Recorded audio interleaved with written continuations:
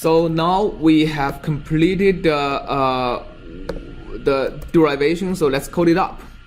Okay, so here instead of like in finite difference, we have always been using piecewise, we have always been using uniform grids. So now let's try something not uniform.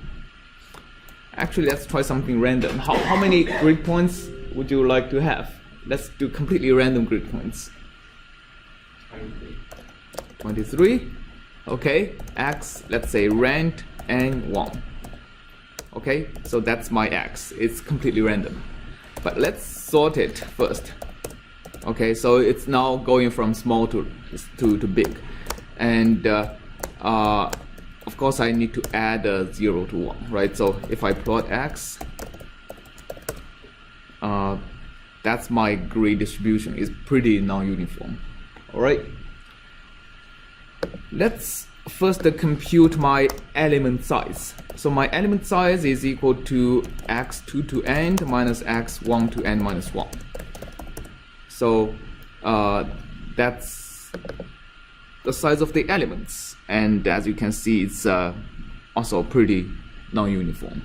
Okay, so the first thing we want to do is to construct this matrix. So the matrix, as we said, is basically the diagonal is the composition of 1 over delta x I minus 1 and delta x I. Okay, and actually in let's talk about this a little bit later. Let's do it the literal way first. So the diagonal part is A is equal to the diag of 1 over dx 1 to n minus 1 plus 1 over dx of 2 to n.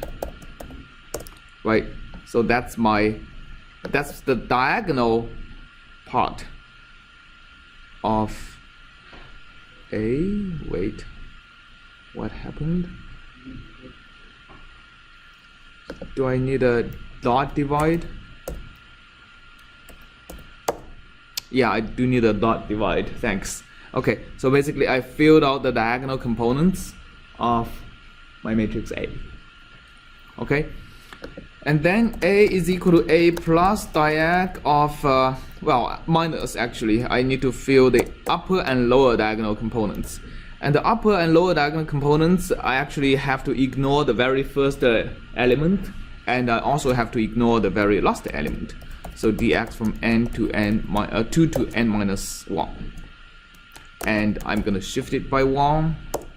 So that fills the upper diagonal. And also shift it by minus 1. That fills the lower diagonal. So that's my matrix for solving the Poisson's equation. And now what's left is the right-hand side. And the right-hand side is actually pretty easy. Minus dx 1 to n minus 1 plus dx 2 to n divided by 2. Right, so that's the average of the element sizes. So now my C, the linear combination coefficients that I need to solve for in this, right, is basically I have A times the vector of C is equal to B, right? So basically C is equal to A backslash B, right? Okay, so I solved for the C's. Now this is my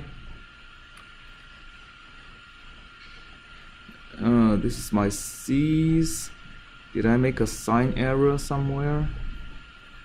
I think I probably have made a sign error somewhere.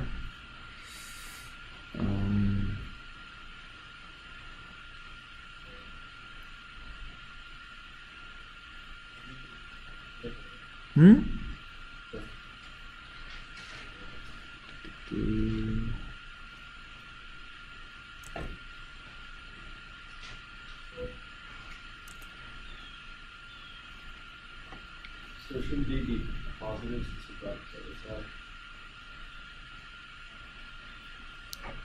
Oh wait, yes. So my b is negative of this. Now when I move this to the right hand side, it actually becomes positive. That's right. So this is minus b, and actually because b is negative of that, it's actually equal to plus, right? So this is all plus. Thanks. Yeah, I did make a sign error. So b is actually just equal to the average as opposed to the minus average. Okay, C is that. So C, actually I get a positive number. So the Poisson's equation with f equal to 1 should have a negative curvature as opposed to a positive curvature, right? So that's how I found out it's wrong. Okay, so what does this C mean? C actually means the linear combination coefficients, right, of the basis functions. And if I choose the basis functions to be the nodal basis function, C actually means even more than that. C means also the values of the function at the grid points. So, and basically if I plot the x, of course it's actually from 2 to n minus 1, right? Because the first and last x are the boundary condition points are 0 and 1. So if I plot x in the intermediate and C, I actually get what the function looks like. And to make it a little bit more complete, I should actually plot x including the two ends together with the boundary conditions, which is 0 and 0. Right, so that's the complete picture of what this function looks like. And by the way, this is not just an approximation of this function. This is actually exactly what this function is. This, although you are looking at this function looks like not a smooth function, right? There are angles, but this is actually what the function looks like. Remember, we are looking at a piecewise linear function. So this is actually a piecewise linear function, right? In between these two grid points, it is actually supposed to be a straight line. All right. So this is basically the solution of the Poisson's equation with finite elements. And just to look at its accuracy, do we know the analytical solution? Do we know the analytical solution of the Poisson's equation, which is this guy, when f is equal to 1?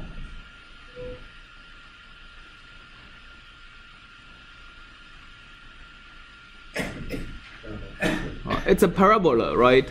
It's a parabola whose value has to be 0 at 0 and 1. So it has to be something of x multiplied by 1 minus x, right? And then we should set a constant so that the curvature is actually equal to minus 1. So what's the curvature of this function? 2, right? So just half it. So that's the analytical solution. All right.